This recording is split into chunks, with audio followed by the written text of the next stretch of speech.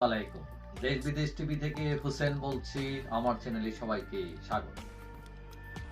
গতকাল সোমবার সেনানিবাসে ঊর্ধ্বতন সেনা কর্মকর্তাদের বৈঠক নিয়ে সারাদিন বিভিন্ন আলোচনা ছিল যে হঠাৎ করে সিনিয়র সেনা কর্মকর্তাদের বৈঠক কেন ডাকা হলো, কি নিয়ে আলাপ হবে, অনেক কৌতূহল।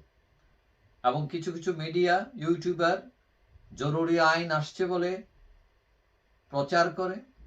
তারপর আরেকটা ইস্যু আসছে, সেটা হলো যে এর আগে হাসনাত আবদুল্লাহ সার্জিস এদেরকে ডেকে নেওয়া হয়েছিল সেনানিবাসে এবং সেখানে তাদেরকে প্রস্তাব করা হয়েছিল বলে আমরা শুনেছি যে নতুনভাবে আওয়ামী লীগ সাজানোর জন্য। সেখানে শিরিন শারমিন প্রাক্তন স্পিকার এবং সাবের হোসেন চৌধুরী আওয়ামী লীগ নেতা, তাদের নেতৃত্বে নতুন আওয়ামী লীগ দাঁড় করানোর জন্য, এবং যেটা অপোজ করছে এই ছাত্ররা। এবং এইগুলো নিয়েও একটা পরিস্থিতি উত্তপ্ত ছিল এবং অনেকে ধারণা করছিলেন যে সেনা প্রধান হয়তো এইসব বিভিন্ন বিষয় ইস্যু নিয়ে কথা বলবেন। এবং এই যে সেনা বাহিনী নিয়ে যে প্রশ্ন উত্থাপিত হয়েছে সেটা হলো যে সেনাবাহিনীরা রাজনীতিতে হস্তক্ষেপ করছে ইত্যাদি ইত্যাদি, এগুলো নিয়ে এখন তো তারা একটা বিশ্লেষণ করবেন। এখন সেনাপ্রধান কি বললেন, তিনি তার মিটিংয়ে বলছেন যে সেনাবাহিনীকে দেশ ও জাতি চিরকাল মনে রাখবে তার দায়িত্ব সুষ্ঠুভাবে পালনের জন্য। বিশেষ করে এই যে 5 আগস্ট, সেই 5 আগস্টে তার ভূমিকার জন্য। আবার তিনি এটাও বলছেন যে আইন শৃঙ্খলা পরিস্থিতি, তারপর বিভিন্ন ধরনের অপপ্রচার হচ্ছে, গুজব হচ্ছে, উস্কানিমূলক বক্তব্য আসছে, এবং এগুলো থেকে কেউ যাতে বিভ্রান্ত না হন এবং সবাই ধৈর্যের সাথে দায়িত্ব পালন করেন, এবং যে উস্কানি আসবে এগুলো যাতে সবাই এড়িয়ে চলে।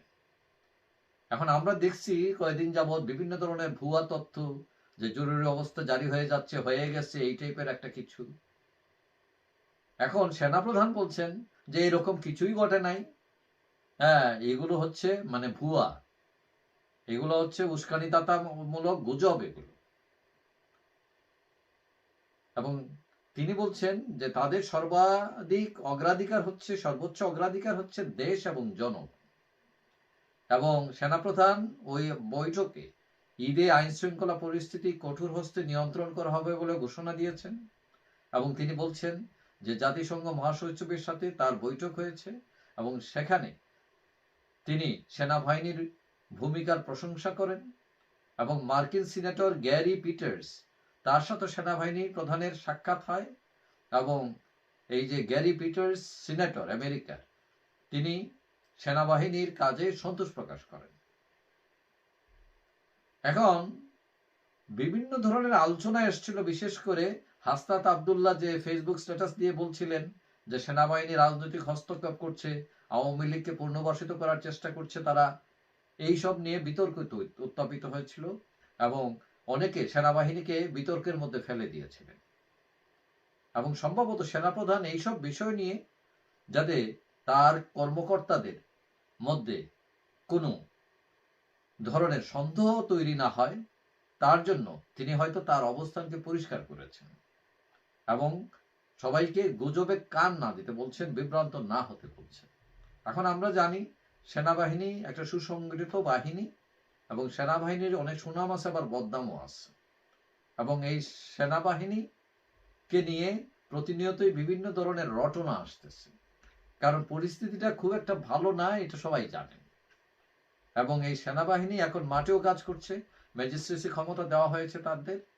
এখন আমাদের এই যে তৃতীয় বিশ্ব, অনেকে সবসময় একটা চিন্তা করেন যে কখন সামরিক আইন জারি হয়ে যায়, কখন কু হয়ে যায়, ক্ষমতা পাল্টে যায়, আবার আওয়ামী লীগ এসে যায় কিনা, বহু ধরনের মানুষের কৌতূহল এইসব ব্যাপারে।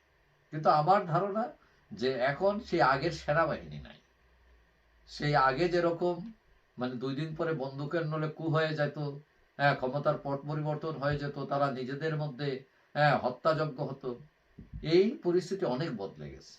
এবং সেনা শাসন ওই পৃথিবীতে এখন আর জনপ্রিয় না। যার ফলে এই যে 5 আগস্ট চাইলে কিন্তু সেনাবাহিনী ক্ষমতা নিতে পারত, কিন্তু তারা নেয় নাই। কারণ তারা জানে যে সেনা শাসন এটা একটা হলো জ্ঞানজাম, এবং পৃথিবীর বিভিন্ন আন্তর্জাতিক সম্প্রদায় তারাও এগুলোকে স্বীকৃতি দেয় না। যার ফলে এটা দেশের জন্য বা মানুষের জন্য কোনো কারণেই যে এটা ভালো নয়। তারপরেও সেনাবাহিনী কখনো ক্ষমতায় আসে, কোনো সময় যৌক্তিক, কোনো সময় অযৌক্তিক উপায়ও আসে। তো যাই হোক, এই যে সেনা বাহিনীদের যে বৈঠক, বোঝা যাচ্ছে যে এই বৈঠক মূলত দেশের আইন শৃঙ্খলা পরিস্থিতি, গুজবে কান না দেওয়া, উস্কানিমূলক বক্তব্য যাতে কেউ সবাই এড়িয়ে চলে, অপপ্রচারকে এড়িয়ে চলে, এবং এইটা স্পষ্টভাবে সেনাপ্রধান বলছেন যে কোনো জরুরি আইন জারি করা হয়নি। যাই হোক, সবাই ভালো থাকবেন। আশা করি দেখা হবে অন্য কোনো ভিডিওতে ইনশাআল্লাহ।